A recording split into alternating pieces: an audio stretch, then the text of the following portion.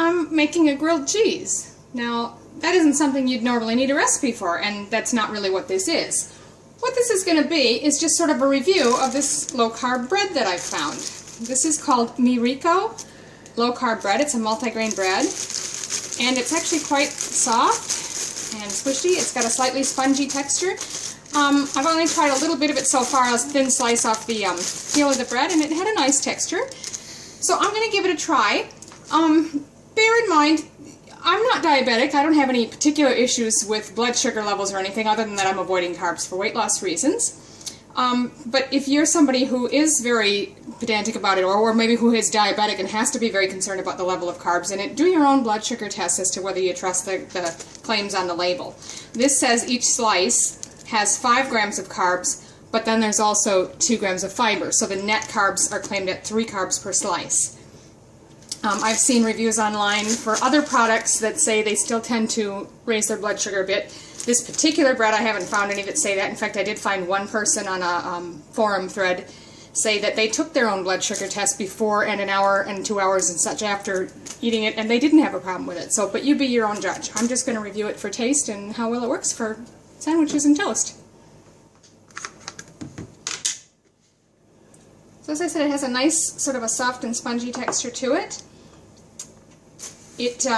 One of the reasons I wanted to try this as a fresh made bread, rather than, you can find low carb bread mixes out there, but you tend to have to use the product up very soon, and I don't eat much low carb bread replacements or things like that. In fact, this is one of the first ones I've tried.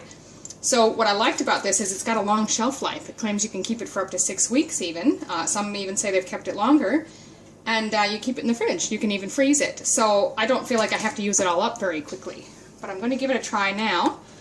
Just butter some and make with grilled cheese. So I'm just going to go ahead and lay that down. My pan's already heated. And a couple of slices of cheese in the middle.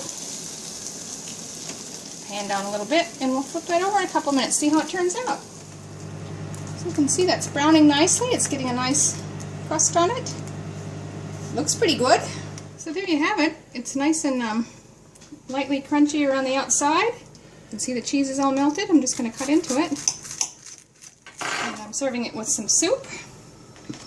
And my favorite way to have grilled cheese, which is dipped in a bit of mustard. It might sound odd, but it's really good. Let's see how this bread is. It's pretty good. The texture is a little bit different than normal bread, but for a low-carb bread, it's pretty darn good. I like it.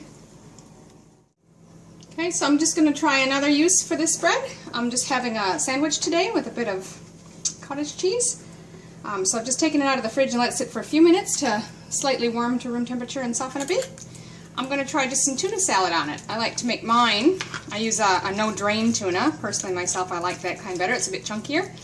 And then I like to chop up a little bit, say an inch section of dill pickle, a bit of onion, and some celery, and just chop that up finely in my food processor and mix it through the tuna, add a bit of mayo. That's all I do. But you can put whatever you like on your sandwich. I'm just going to spread some on there. So this will be my first time just trying the bread fresh rather than toasted or grilled or anything like that. It's thick bread, so I'm going to put a little extra tuna on just so it's not too much bread to the tuna ratio. There it is, just served up with some cottage cheese. So, how is it? Let me give it a shot. It's very good. It's got a slight wholemeal or whole grain taste to it. It's slightly spongier than normal bread, but when you haven't had bread in a long time like me, it's pretty darn good.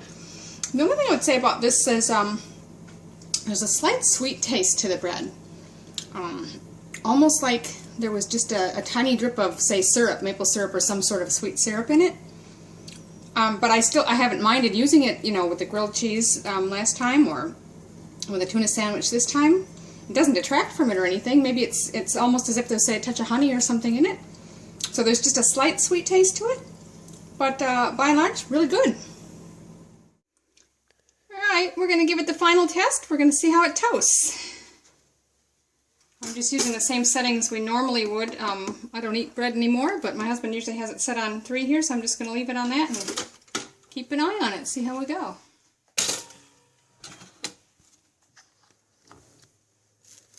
Because these slices are a little bit thicker, it's still kind of soft inside, but I wouldn't have really wanted to toast it much longer. It would have started to burn.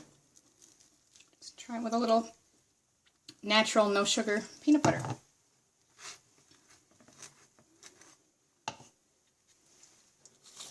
Like I said, I wouldn't mind it being a little crunchier, but it tastes good. So you've had my review of the bread. For most things you use it for, it holds up pretty well. Doesn't taste or feel exactly the same as normal bread, but it's pretty good. Give it a try.